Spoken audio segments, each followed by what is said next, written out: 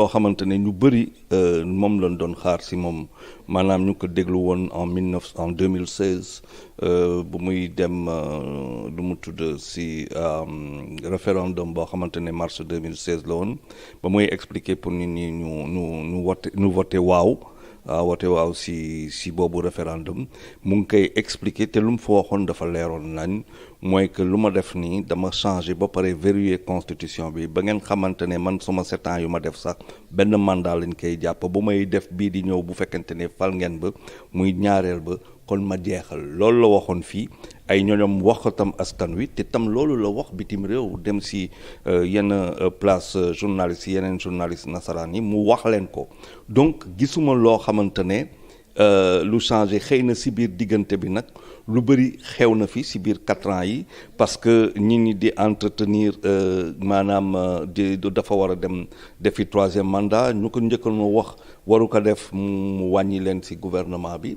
ñeneen ñi di ci wax ba affaire bi indi coow bu dul jeex quand bien même mun nañ jàpp benn affaire c'est que moom musi si wax mais man dama mus a xalaat que gisoon naa si ci moom yenn affaire yoo xamante ni muy def yenn fait yenn acte posé qui pour moi me confirmer daal qu'il n'est pas à la présidentielle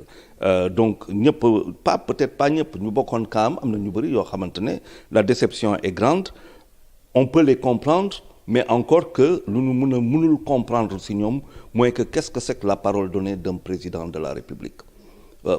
parole donnée d'un président de la République du sa parole du suma parole du parole keneen day engager l'État du Sénégal bitim réew day engager l'État du Sénégal en Afrique dans la sous-région day engager État du Sénégal vis-à-vis de nous parce que ñun suñu confiance nañu jël jox ko à travers un vote bu demee ba nag ba nit ñi di wax leneen parce que seen bëgg-bëgg la nañ leen laaj lan mooy seen bëgg-bëgg mais président lu mu def defe naa moom la ñi doon xaar wante aussi war nañ ko wax gàcce gàllaama parce que yombul xam nga yombul lool nga yor lépp mën na am possibilité ne damay puus nit ñi di la si nit ñi ñoo xamante ne di la si pousser pour ngay dem yow nga taxu nga ne déet duma ko def ce qu'on peut faire vraiment gàcce gàllaama parce que il a senti que d'abord benn il a donné sa parole te man j'ai vu ça et je vais expliquer peut-être pourquoi je le disais la deuxième chose réew bi fu mu toll ni tey leneen la soxla te wax na ko leneen la soxla te wax na ko il a fait et il n'a pas fait que moins que ñu ko précédé boo xoolee Senghor jóge na fi Senghor def na fi 20 ans mun nañ ko ne mais munoon nga gën a teel a dem mais il est parti ci jamono yooyu doo gis président africain buy démissionner Abdou Diouf bu mu ñëwee succédé à Senghor def na fi 19 ans on aurait pu lui dire mais Abdou tu aurais pu partir mais Abdou Diouf quand même daa jël téléphone am woo Abdoulaye Wade félicité ko te les résultats définitifs n'étaient pas sortis n'est-ce pas Abdoulaye Wade def na ko tenté na 3e mandat mais ñàkkul ba mu perte élection bi daa jël téléphone am woo Macky Sall ne ko je te félicite pour ta victoire donc il y a une tradition boo xamante ne sénégalais yi bu ñu demee ba foofu kenn du leen jàngal kenn du leen wax lu ñu war a def et président Macky Sall a intégré cette tradition là et il fait partie de ces grands hommes en tout cas qui devant les privilèges du pouvoir ak tout ce que ça peut faire susciter en termes d'envie de convoitise a su dire non. Nelson Mandela l'a fait, Jerry Rawlings l'a fait, Issoufou l'a fait, Boiry l'a fait, George Washington l'a fait. Mais voilà, il va s'inscrire dans le cadre de ces présidents dont on retiendra le nom parce que affaire bi bu muy ñëw il a su dire non.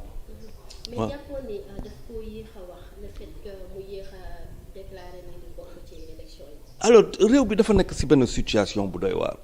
xam nga man ba may ne président du bokk ci élection yi ma koy wax naa ko jàkkaarloo wax ko jàngat TFM lu mu ko doon wax bëri na critiques yi sax bëri na woon mais dama ne quand j'ai vu le président Macky Sall dem prestation de serment de Mohamed Bazoum au Niger dafa gis benn photo bu doy waar mooy bu muy téye loxo Oussifou mu ne waa kii loxo bu muy téye nii di ko téye nii man journaliste la te journaliste da ngay ñaaw njort ma xool loolu mu ne kii lu muy def nii pour photo yi la ko def pour ñun journaliste yi geste boobu ñun ñoo ko moom ñun ñoo ko war a gis ñun journaliste sénégalais interpréter ko analyser ko ne kii mu ngi wax parce que kan la téye mu ngi téye koo xamante ne am 2e mandat la def bàyyi dem yoonam il est parti voir Bouhari mu toog loolu tam doon beneen indice mu am leneen loo xamante ne pourquoi ma jàpp ko ma ne président Macky Sall dans un discours dit la prestation de serment le 3 du prochain président mais quand il dit prochain président est-ce que moom daf si tegal daf boppam et il y avait autant d'indices beneen affaire boo xamante ne qui m'a fait penser il y a quand même le président a été le président de l'Union africaine il y a 4 jours ou une semaine le Sénégal def nañ ko mu yor conseil sécurité de paix et sécurité en Union africaine donc autant d'indices yoo xamante ne pour man président bi du dem mais pourquoi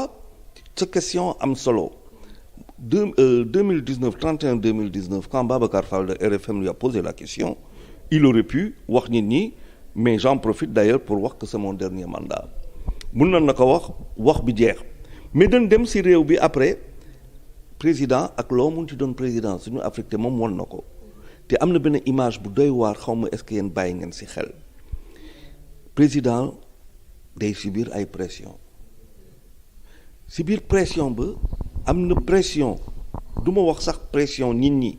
du population bi du opposition je parle pas de ces pressions-là mais des pressions internes et parfois des pressions qui peuvent être très violentes on a vu des gens dans le camp présidentiel